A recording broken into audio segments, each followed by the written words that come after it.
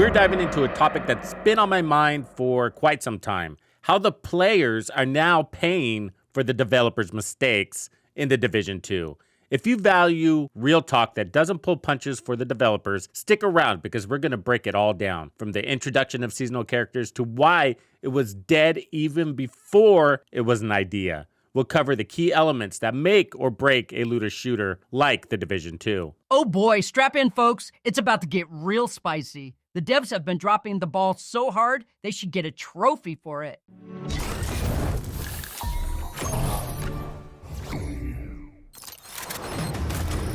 Piece of shit wristwatch. The Division 2 is a great game with a lot to offer, but right now, it's in crisis. Let me get you up to speed. We've faced a series of unfortunate events hitting the game community in rapid succession. Unfortunate events? More like a never-ending dumpster fire. Grab your popcorn, it's a train wreck. Yeah, you're probably right. See, back in May, the developers silently canceled the Year 6 Season 1 reveal. Instead, they hyped up the big news for The Division 2 at Ubisoft Forward, their major game showcase. However, the game barely got a mention, reduced to a few measly minutes at the very end of the post-show. That's when we were hit with the bombshell. Seasonal characters coming in Seasons 2.0, slated to release in Year 6 Season 2. Just a few months away. The community was in an uproar. This is what gets me. They hyped us up for this grand announcement, and what do we get? A shot to the nuts. They gave us a shot to the nuts and then threw a seasonal character grenade in our faces while we were bent over grabbing our nards. Then, Year 6 Season 1 launch was some of the worst gear and exotics we've ever seen. This was after the community gave extensive feedback during PTS testing. Yet, for 2 seasons in a row, we received duds for gear. But that's not all. There were serious delays to the launch, followed up by major bugs in the new season. Broken benches, glitched control points, and nerfed XP all plagued this game. I said it over and over again. You did. It's like they didn't listen to a word I said during testing. They didn't. 2 seasons of trash gear? That's just lazy. It's like they took our feedback, wiped their butts with it, and then tossed it in the trash. Then came the doozy. Title Update 21.1 went live. After a 3-hour delay, the game was absolutely broken. Old bugs were reintroduced, and half the weapons didn't have audio, shooting silently. The bugs are so numerous, they seem to reach every corner of the game.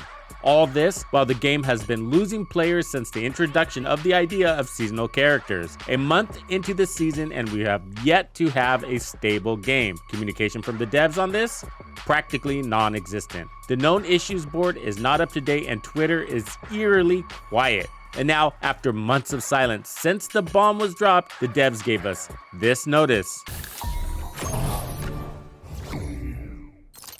So I'm just going to read this word for word. Agents, we hear you and we want to assure you that we have carefully considered your feedback after the announcement of Seasons 2.0.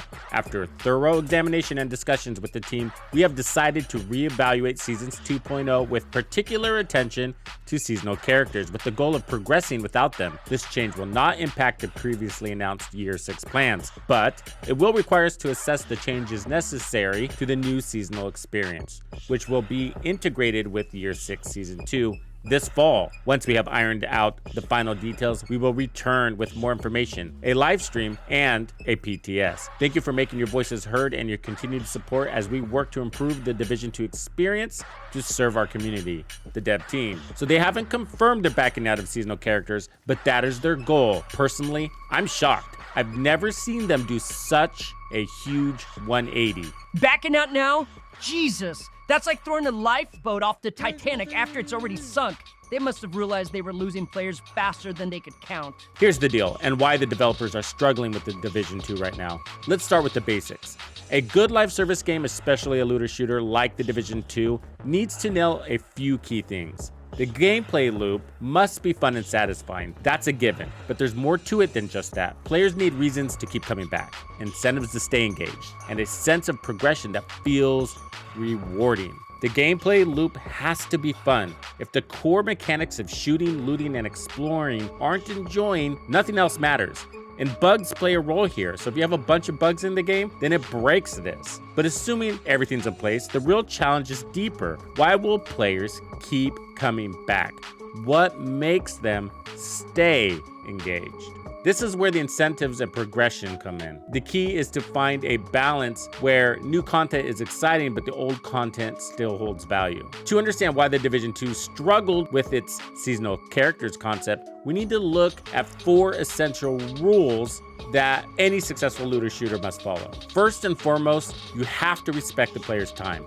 If players feel they can run content and be rewarded fairly based on the time they put in, they're more likely to return. If the game feels stingy or too grindy, they'll sense unfairness and may stop playing. Generosity isn't the enemy of engagement, it's actually what promotes it.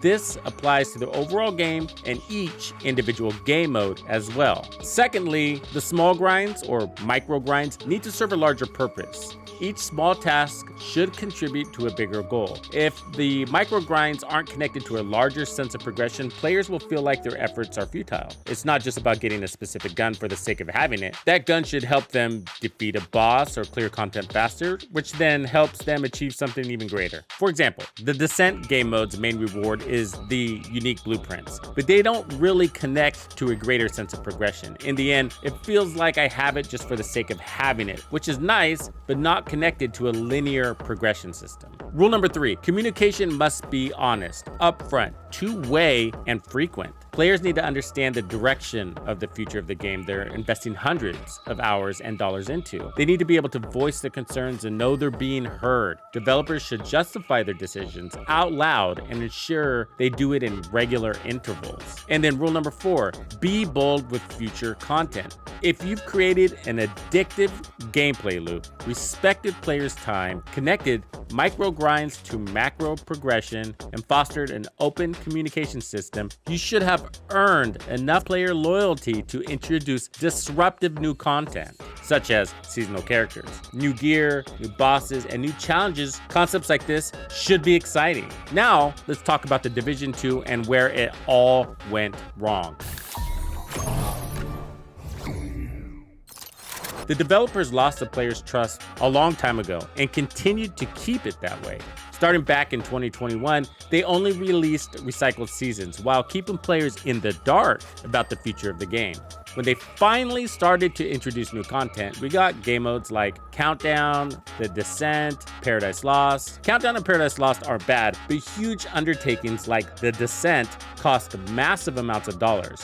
When it isn't anywhere near the mark of what the community wants or needs, it shows the players that the developers don't know their audience. The Descent game mode is a perfect model to compare with the seasonal character concept. In this game mode, you abandon all your character gear, builds, and abilities to start as a noob and level up through the game mode to defeat the Nemesis boss for your reward.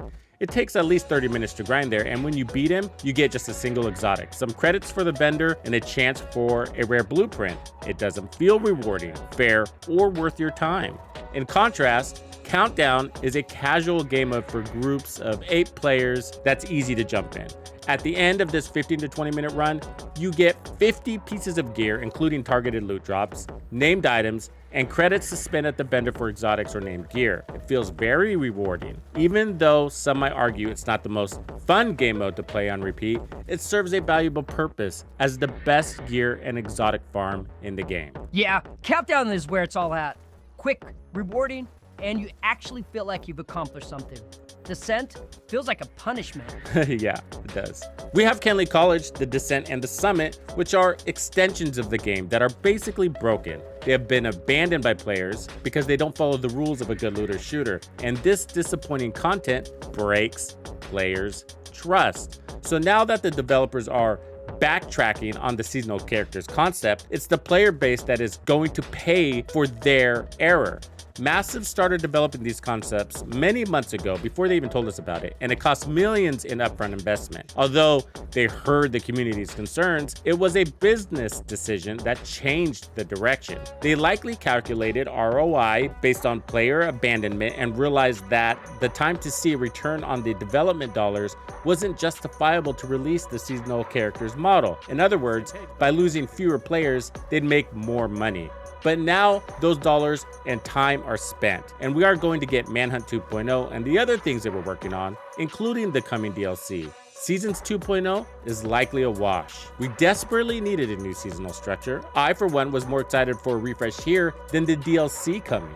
But I am glad seasonal characters aren't coming. I am open to new ideas. I was even willing to try it and give it an honest review. But the reason why I thought it was a bad idea was because of the devs' history with this game. And I've been here all along, and I don't believe they're in touch with their audience, and therefore they don't know what we want or need. Basically, I don't trust their development decisions. Year 6 Season 1 is the perfect example of poor decisions. Everyone said during the PTS that the gear shouldn't be released as is. Now we have 2 bad gear seasons back to back.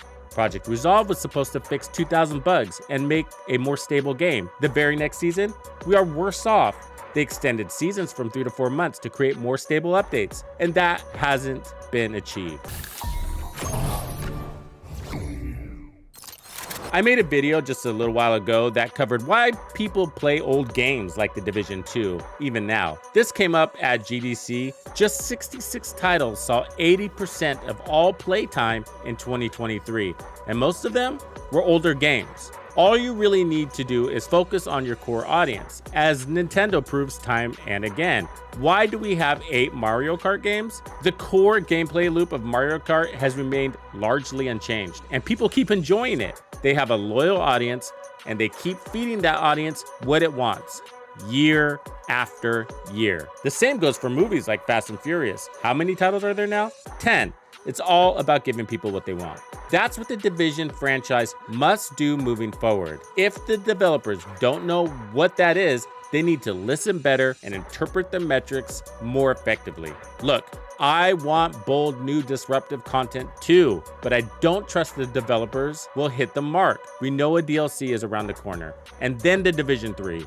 Between now and then, give the community more of what we love about this game. Ideas: enhance the summit, perhaps make it an XP farm and improve the environment, integrate Kenley College more effectively, make the descent more rewarding because right now it isn't worth our time, add more legendary missions and make global events an ongoing game mode tied to missions or maps. Most importantly, open up communication with the community and let us know we are being heard. Screw that, just give me the Division 3. None of this is groundbreaking, but these steps are essential to earning back players' trust so we can all enjoy more innovation in this game. The story of The Division 2 and its seasonal characters is a cautionary tale about the importance of respecting players' time, ensuring progression feels meaningful, maintaining honest and frequent communication, and being bold with new content. The developers' mistakes have cost the players both financially and emotionally. As fans of the game, we want to see it succeed. We want to be excited about new content and feel rewarded for our time and effort. Let's hope the developers learn from these mistakes and make the necessary changes to restore players' trust and deliver the game we know it can be. Thank you for hanging out with me today. My name is Tuxedo Bandido. That's Tito Bandido.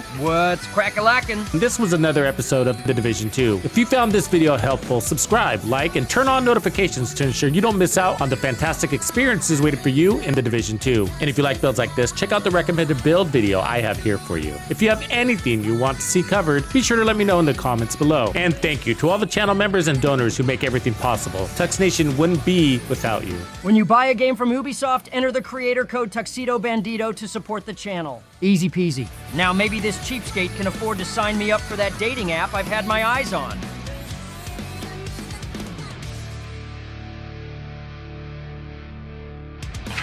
Follow me. I get it.